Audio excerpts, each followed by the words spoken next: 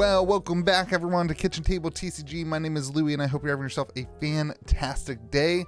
I just got back from Collecticon Cleveland. It was our first time as a store vending. We had a 5-table booth and I just wanted to share my experience with you, both for like a mental process for me to go through and share. It's almost like writing down things in a journal and taking notes of the process for myself so that next year I can come back and look at this video and say, this is what I would have done differently, or this is what happened last year, but also to show off some really cool stuff that we picked up. I'm actually gonna go through and show you everything that we bought at our table at Collecticon in Cleveland. I wish I could tell you everything we sold and everything that went down, but I'm gonna do my best to share it with you and share the whole experience from a vendor at Collecticon. So I took some pictures too I want to share with you. Shout out to just two of the greatest people ever, Cody and Tyler. Thank you guys so much for helping out and for helping run the table, for actually motivating me and encouraging me to do this. This is not something I would ever have decided to do on my own, and so shout out to these two for helping run the table. Cody and Tyler both run some local shows around us, and they just said, dude, we got to do a Collecticon. So I got 5 tables and I shared a couple of the tables with them, and we just ran this thing to the ground. It was a ton of fun. So just this is our booth. We got the banner. We kind of went all out. We got the banner. I got the kitchen table cards and games, table mat things, whatever, table cover cloths. We brought a ton of slabs. I kind of have been stocking up over the last 3 or 4 years on some vintage slabs that I really like, but I also just finished my like vintage binder, so like I already have all these cards in raw, so it's kind of time to try to get rid of some of those. And then we just have a bunch of stuff at the store too that, you know, it's fun and good stuff, and I don't know, just kind of fun to bring stuff out and see what people liked. And vintage did really well. I actually heard something that I learned is that vintage does really, really well at the Midwestern, in the Midwest area of the United States, but on the East and West Coast, the vintage stuff doesn't do very well at Collecticon. So that's something that I learned. I just had some PSA 10, 9 kind of alt art stuff that we brought. So these are all the cards. You got a poncho up there I started the week out with. The Rayquaza shiny poncho and a couple of the big one-piece cards, and really cool stuff. A lot of fun, a lot of cool cards that I love, and a lot of cool cards that I didn't want to sell and didn't necessarily want to bring, but I brought them anyway just because. And then we had some Magic too. So I'm going to start off by saying this. Pokemon was probably 70% of the conversation. I mean, about 70% of what happened was Pokemon. Everybody wanted Pokemon. That seemed to be the big, kind of no-brainer thing at Collecticon. I don't think anybody's surprised about that. One Piece surprised me. I guess it didn't surprise me that much. I guess I'm kind of lying to you because I obviously brought a bunch of One Piece, but I was still blown away by how many people were into One Piece. In particular, I brought all these on the right side of the booth. I had bought from some guy locally a huge tote, like 5 boxes worth of One Piece memorabilia, and I kind of regretted buying it, and I brought it to this thing, and almost everything sold. I mean, it was crazy how much of that stuff got picked up, the One Piece memorabilia. That was like the hottest part of our table the first day for sure. Even though we had those cool Pokemon cards out, that was the hottest part. So that was kind of interesting. But One Piece and Pokemon were by and large the biggest thing. But there were a chunk of people that were looking at the dual lands, were looking at the vintage Magic, and there was quite a bit of Magic brought to the table in terms of people trading stuff. I guess they don't have like local game stores, that kind of thing. We didn't buy a ton of the Magic just because we weren't set up to do like collection buying like we normally would. And that's the biggest takeaway from me that I wish I would have done differently, is had some sort of setup. You can kind of see at our table, there's no space there to like buy cards in a way that is not chaotic. It was very chaotic buying, which is kind of how every table was, I anticipate. But I'd like to be a little bit better next time and actually have a dedicated space back there with probably a computer and like the quick list software, kind of like what we do in store. I just didn't invest in that kind of table space, and I should have done that. I think that's something I definitely want to do better next time. So kind of interesting on that front. Then all right, let's get into the stuff that we brought home, because that's the stuff we brought there, and it's kind of fun to show some stuff off that we brought home. We did bring a bunch of sealed. I was kind of disappointed on the first day at how much sealed sold. I was actually worried because I had to bring my kids home from Cleveland, the way our families got set up. So when I went up, I had more room in the car. When I was going back, I had less room in the car. And so I was a little worried, but then a lot of the sealed sold the second day. So that's a big thing for me, is to remember on day one, nobody wants to buy sealed. They don't want to carry it around all weekend, that kind of stuff. On day two, sealed was moving really quick. And then starting off with things that I picked up, the kind of one of the bigger transactions we did was traded a bunch of sealed cases of like Pokemon Scarlet and Violet era sets for boxes of Sword and Shield era. So Evolving Skies, Fusion Strike, Brilliant Stars, that kind of stuff. It made it more sense for us because of the space issue. And then also like Distro will probably reprint. We'll probably get a restock of Destined Rivals and Journey Together and that kind of stuff. So it just makes sense, whereas we won't get this kind of thing. And for somebody who doesn't have distribution access, they've got these boxes stored up. They've got the money kind of tucked away in these boxes, and it's nice for them to have the new stuff that everybody wants to rip and that kind of thing, and not have to put the capital in it. So this worked out for both parties. So that was pretty cool. This was like one transaction. The top two boxes, the Unbroken Bonds and the Unified Minds boxes, are just boxes I picked up and purchased, but the other 9 boxes were stuff that we traded for like sealed cases of current, last couple sets of Scarlet and Violet era. So that's kind of something I can't show on the screen. Well, I showed it on the screen, but I can't show on the thing. Let's get into some other stuff we bought. So this is primarily a Magic channel, and then we'll get into the Pokemon stuff that we picked up. But let's just thumb through Lorcana. There wasn't a ton of Lorcana purchases. I did purchase one guy came through a big store out of Pittsburgh, I believe. And he came through with a ton of singles, both Pokemon, Magic, and Lorcana in one piece. And we bought all of his stuff again for sealed product.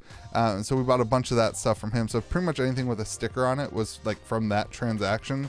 That was probably like a $10,000 transaction for sealed product. It was, singles, that kind of stuff.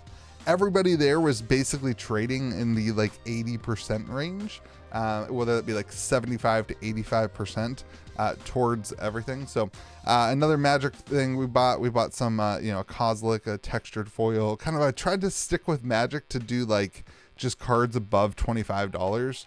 But a guy brought in, this one was all from one guy.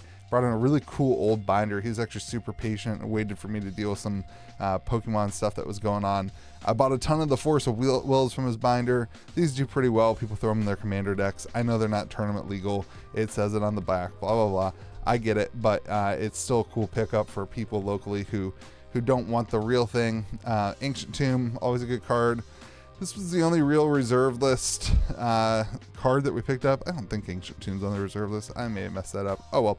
The only real reserve list card we picked up was Wheel of Fortune. We did have a Beta Mox Jet approach the table, but I couldn't get him. I couldn't agree on a price. He wanted like $9,000 for it, and all the comps were comping out like I think 6,500 or something like that. So we just couldn't reach a deal. But some cool old Magic. It's cool to have that many Lotus Petals, obviously. And then just, this was that store. A lot of, I guess we did buy a Survival of the Fittest. There's another reserve list. So it's about $3,000. That's what the 2917 is. About $3,000 worth of just cool, Magic cards, good cards. Again, comping this stuff was harder because we didn't have the setup to like scan cards that we normally have. So it took way more time. That's one of the things I guess I thought about doing, and I thought about bringing it. But then I just decided like I didn't want to have to figure out the power situation, and like computers are harder than phones. So I was just going to use the TCG Player app. And you guys saw the most recent video I did on collection buying. This is a crazy card. I didn't realize how expensive that is. We probably need to put that in the pile to sell pretty quick because that one might come down pretty hard. A Phineas. These are raised foil are really cool. So we bought a lot of really cool cards. A random Pokemon card thrown in there too. We bought a lot of really cool cards. I tried to keep it on the higher end of purchasing just because I don't want to buy a bunch of $5 cards. I just didn't have the space and the time and the resources to buy a bunch of $5 cards. Ulamogs, Jeweled Lotuses, a lot of the banned cards were in here, and what we're doing with the banned cards right now is tucking them away till they become unbanned. That's what our play is on the banned Magic cards these days. Corey Steelcutter, those just got banned obviously today. I don't know if that's going to really affect the price in standard, that kind of thing. I think they only got banned from standard. I actually didn't read the thing yet, but I just keep seeing it on Twitter. So Progenitus, very cool, and the showcase foil. Mana Crypt, again, banned card. A couple more, you know, the not real survival of the fittest. Again, nothing major, no massive cards, but cards that are good. And again, for us, we were trading towards, you know, they were trading towards sealed product. So it was nice to move. The Balin's really cool. That's what I want to get to. I did buy another Yashola. So this is now my second Surge Foil Yashola that I purchased in the last week, which is crazy. And that Balin's also pretty sick.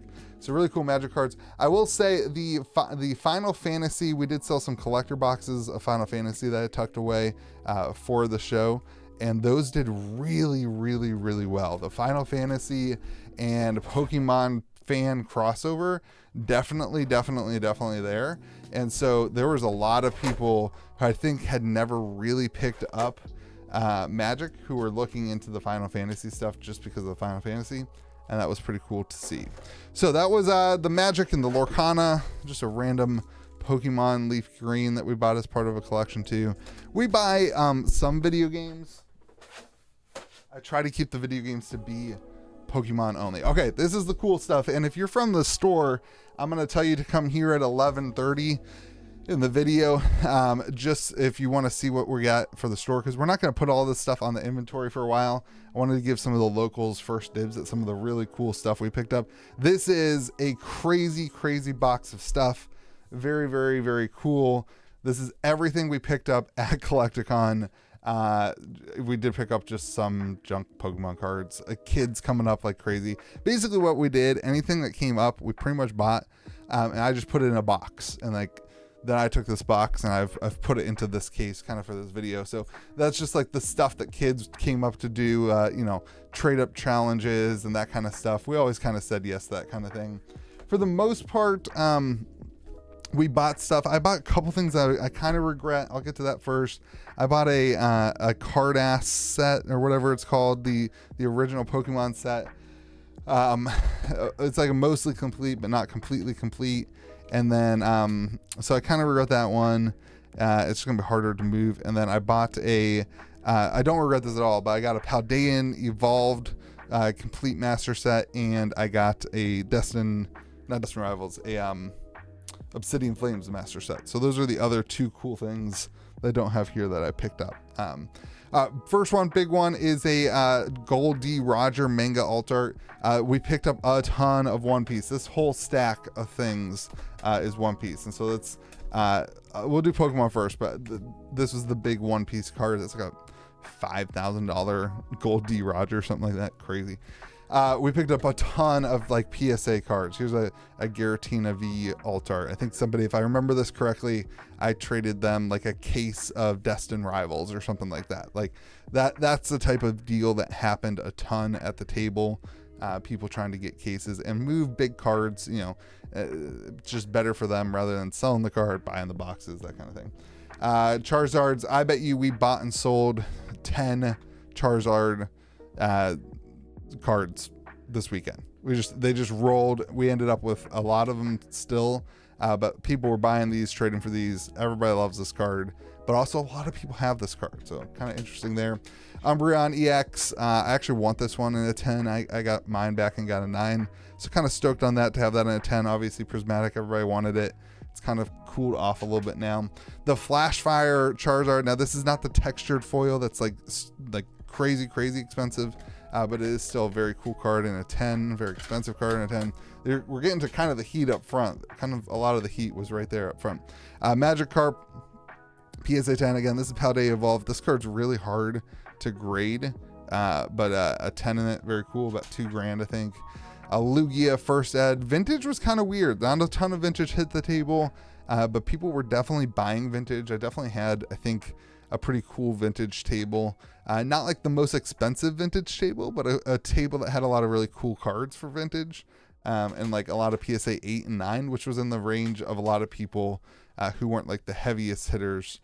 Some just like first edition PSA 9s. Another Umbreon, but the Japanese one. Charizard VMAX, we'll go a little faster. The stuff is not quite as hot. Some alt arts, PSA 10s, Iron Valiant, PSA 10, the Starmie in the 9. Another One Piece card We'll do some more slabs before we get into the very cool singles we picked up here. We'll finish off the kind of slabs. Everybody was using the Alt app, another Charizard.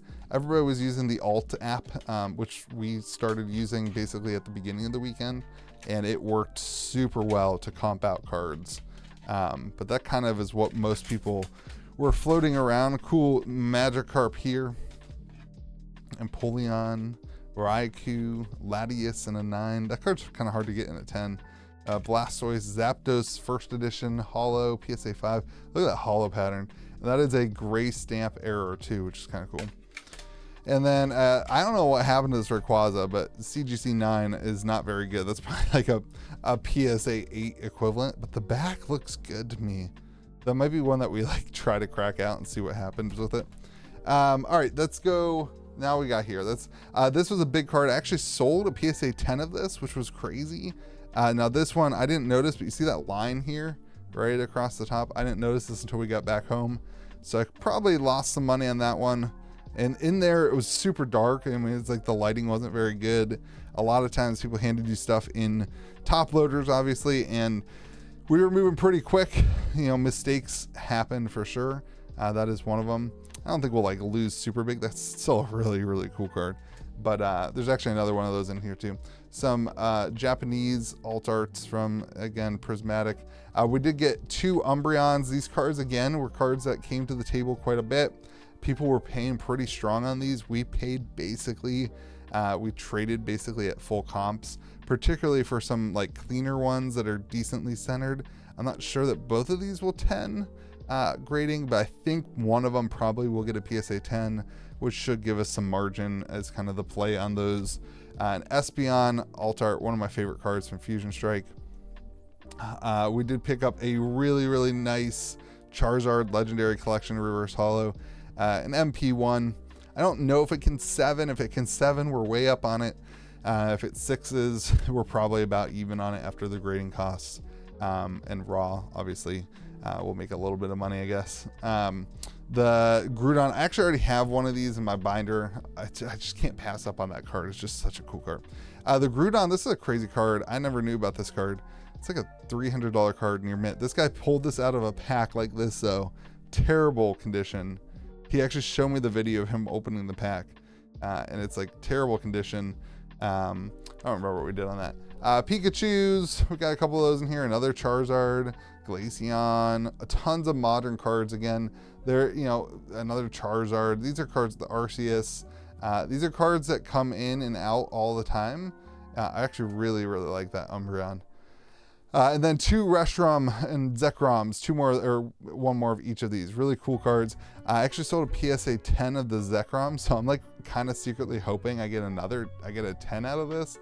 I don't think it's gonna work. I think I'm probably gonna get a 9 back on it. But the Reshiram also looks pretty nice. Black and white new sets coming out, so these are pretty hot right now, but still pretty cool to pick up the original of those. Let's see, we have a bunch of Unbroken Bonds 3-card packs that somebody had that he was doing on Whatnot or something. Cool things, just, you know, we'll probably have these in the store for 3 years, you know, that kind of thing. But it's cool to have them in the store. People will pick them up and crack open some old Unbroken Bonds. People will buy an art set of this is what will happen. Somebody will come in and buy all, whatever it is, 4 or 5 of them to have an art set of Unbroken Bonds 3 packs. We'll get to all the One Piece at the same time, I think is what we'll try to do. And one more Lorcana card in there. These were just like bulk slabs that are kind of junky. Nothing cool. Nothing cool, nothing cool. These are the regular other singles. So I'm gonna kind of thumb through here quick. But I know there will be some locals who want to pick up some stuff. So let's go through some of the singles we picked up. Again, people just bringing tons of stuff to the table. We just kind of comped stuff as we went and you know, picked it up. I mean, it's just kind of one of those things, like you don't get to choose what comes to the table. You got to kind of pick up just about everything. And the Ammonite there, really cool card. Actually know my buddy Cameron needs that, so we'll tuck that away from him. This Greninja stack, listen, so we had a conversation about these Greninjas. A PSA 10 of this sold for $2,000. So I made a deal with another vendor for some sealed product for 15 or 20 of them, but all of them are beat. And so like, that's a wild card. Like literally all of these, none of them were gradable. I didn't look at them until I got home. Still like a $15, $30 card, something like that. So we'll have those forever. But a Japanese Mew, very cool. Pikachu, this is some of the vintage. Obviously a lot of the vintage you can't grade just because the conditions are rough. Dark Gengar is really cool. Machamp, Shining Raichu, Sabrina's Alakazam. Actually, a fan of the channel sold me a couple of these, so I don't remember your name, my friend, but shout out to you. Shiny Kabutops, Surledge, Togepi. I really wish this one was better condition. It's pretty good. It's like really, really good. It's just gonna get a 9, so I probably won't send it in. I might re-look at that one later. Another Rayquaza, Palfin, Pikachu, Birthday Pikachu, Mew, Salamence. I mean, tons and tons of home run cards that people need. This Arcanine, very, very cool. People need to finish out their sets. We grade a lot of these. Some of these may end up back in a grading bin. I like to keep some of them for people locally who are finishing sets and stuff. If we just grade every card, that Mew's really cool. If we just grade every card, then, you know, people locally don't get to get the raw cards for their binder. So I'll have the top and bottom of the legends too. So that's kind of cool. We're gonna get to some of the stuff that I got for myself. We'll run through the One Piece. Let's do a couple of the things I picked up for myself, the smaller things I picked up for myself. Really cool Pikachu Dutch movie promo. I had actually never seen this, so that's gonna get I'll probably crack that open. It's only like a $40 card, and put it in my my binder with all the promos from my Wizards of the Coast set that I've been working on. And then I've been working on a Legendary Collection Reverse Holo set for a while now. And so I picked up an Abra, I think that's it. I picked up an Abra and a Nidoking. These are really hard to get to focus. And a Dratini. These are like my favorite cards of all time. So I'm working on it's finishing out a binder set of those. So those will all come out of the slabs and go in the binder. And then I think Wailord, I think I have 2 of these in here. I think this card is crazy undervalued. I just think it's like the coolest card in Journey Together. And so I'm just kind of buying all those I can find. I'm just gonna make a binder full of them. I thought I had more of them. There it is. So I've kind of decided I like when people have like a binder that's like 400 of the same card. I might go with this Wailord. It's like $10 right now. I just think it's an incredibly cool card. The artwork's really fun. I love it. And like, again, I just think it's crazy cheap at $10 or whatever it is. And then this one's, there's no way I'm gonna fill a binder, but I picked up 2 of these Mews. And I'm just gonna keep both of them. It's my daughter's favorite Pokemon. It's actually both my daughters love Mew. And so it's Mew, it's Charizard in there. I mean, it's just such a cool card. I can't say no to those anytime they come to a table. And I also can't bring myself to sell them. I think I need that for my Journey Together. That's Journey Together, I think. Oh, or maybe that's, I don't know. I need that for my binder. And then these I already had. I didn't want to sell them. And then this is another one I needed for my binder. So got some cool stuff for my collection. There's another Wailord. Got some cool stuff in my collection. I also picked up a couple bigger slabs. I don't think I want to share them yet. They're not down here either, but I don't think I want to talk about them yet. Those are kind of like personal trades that I kind of always wanted. I sold a couple bigger cards. I sold a black, I almost said Black Label because the Charizard is the shiny black Charizard. But a Gold Star Charizard that I didn't really want to sell, but I sold that. And so I did pick up another Charizard that I really wanted, but some packs as well. We'll probably put in the store, keep or something like that. All right, that's the Pokemon stuff. There's a couple other little cards here, but let's get into the One Piece. One Piece was massive, man. I mean, it's just so hard to like explain to everybody how like One Piece was at the table probably 50% of the time that Pokemon was at the table. So I don't know a ton about One Piece, but I do know there's a lot of locals who want One Piece cards. And so if you see something here that you want, like just reach out to us and we'll let you have first dibs on it before we go through and list all this stuff probably in the next week or so. So yeah, that's kind of why I wanted to do this, to share it with those local people, but also just to tell you there's like a manga of Silver's Riley.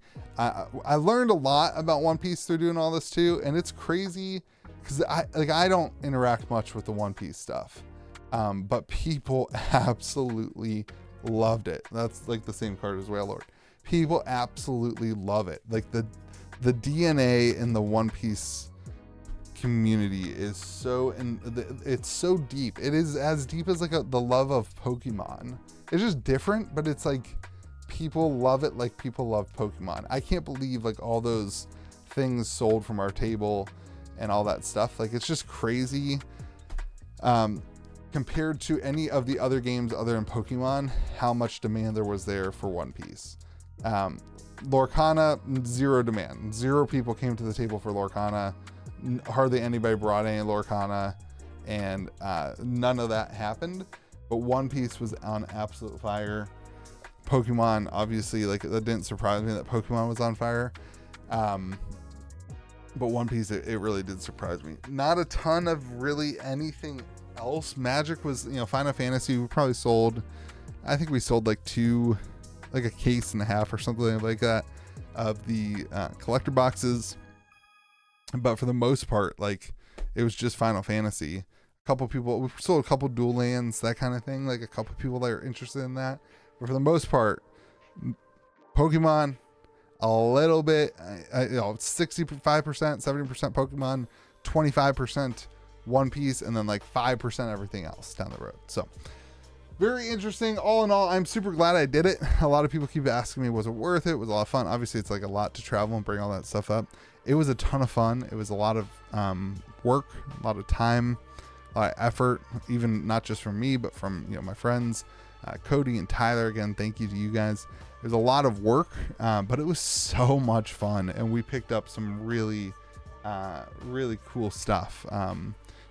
This stuff for the shop, and then a couple little, a couple things for myself, and a couple things I just love. And so it's just fun to interact with people and to meet people and watch people walk around with their kids and talk to, families who are getting getting into the hobby. And then talking to other vendors, and a lot of the business, honestly, like a lot of the stuff moved vendor to vendor. There's people walking around with like apps that they were developing that were pricing out, and they're buying for somebody across the country. Like somebody across the country's got the money, and they send people around to buy stuff, and they've got the app that will tell them exactly how much they can pay. It's like not an app that anybody can use, and it's just interesting to see how the TCG industry has evolved and what people are doing across the world of different, like not in a store. Like the volume of sales this week, I mean, could justify sending somebody to every Collecticon to go and to sell stuff as our store. If I had somebody that I trusted to go and to be wheeling and dealing and to doing the negotiations and that kind of stuff, you could do as much volume at a weekend at Collecticon that you do in a whole month at a store. And so you could justify sending people to, these Collecticons. It's that big of a deal. Like, it's crazy to me. I never realized, but it's that big of a deal and that big of a piece of the industry. Just like Whatnot is, right? Just like the Whatnot and the streaming is a big deal in the industry. So are these conventions, and so are those things. So those are the thoughts I guess I have as I talk to nobody and just talk to the camera. I just wanted to share some of the cards and tell you a little bit about my experience at Collecticon and document it for myself in the future. So future Louie, I hope you like this video, and future Louie and you who's watching, I hope that you hit the like button, subscribe, and let me know in the comment sections what you think. Have yourselves a great day. Be kind to the people around you. We'll see you again next video.